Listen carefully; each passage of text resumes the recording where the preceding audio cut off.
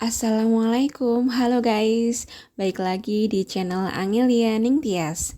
Hari ini aku akan share tentang 10 etika dasar yang perlu diajarkan kepada anak, membangun karakter dan sikap yang baik sejak dini.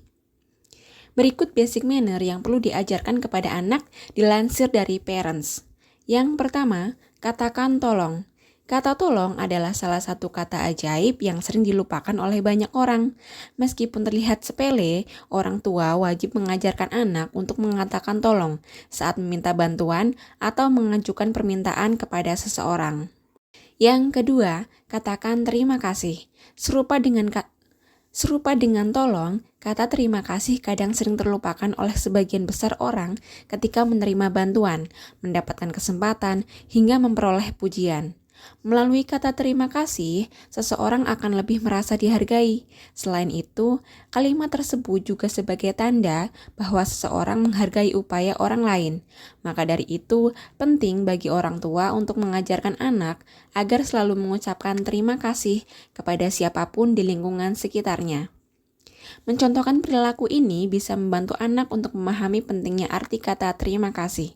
Dengan demikian, orang tua harus selalu mengucapkan terima kasih kepada anak setiap mereka melakukan suatu hal, seperti terima kasih ya sudah membereskan mainanmu sendiri.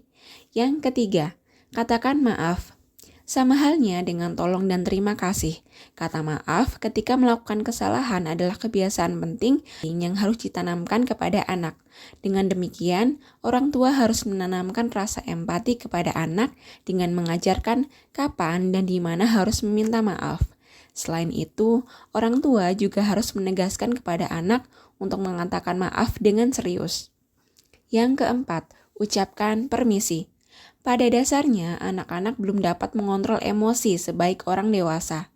Maka dari itu, tidak jarang jika mereka tidak dapat bersabar. Dengan demikian, orang tua wajib mengajari anak untuk mengatakan permisi dan memberitahu tentang kapan serta bagaimana cara memasuki percakapan tanpa mengganggu siapapun. Yang kelima, meminta izin. Menurut Fleischig, penting bagi orang tua untuk mengajari anak meminta izin ketika mereka ragu untuk melakukan sesuatu. Selain itu, penting pula untuk memberitahu anak terkait situasi yang memerlukan izin, seperti meminjam barang, meninggalkan tempat, hingga melakukan pembelian barang. Yang keenam, mengetuk pintu. Anak-anak harus memahami bahwa privasi adalah hal penting dan bagian dari hak setiap orang, terutama di rumah.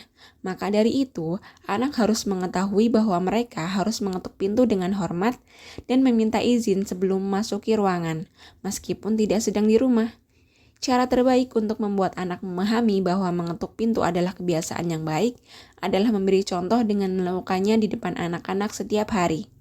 Yang ketujuh, jangan berkomentar tentang penampilan orang lain. Anak-anak cenderung ahli dalam melontarkan komentar dan mengutarakan pengamatan mereka tentang orang lain. Terkadang, anak-anak mengatakan hal yang seharusnya tidak diucapkan tentang orang-orang di sekitarnya. Meskipun itu tidak bermaksud buruk dan dipengaruhi faktor belum memiliki keterampilan sosial, anak-anak harus diajari bahwa mengomentari penampilan fisik orang asing adalah hal yang tidak baik. Yang kedelapan, tahan pintu.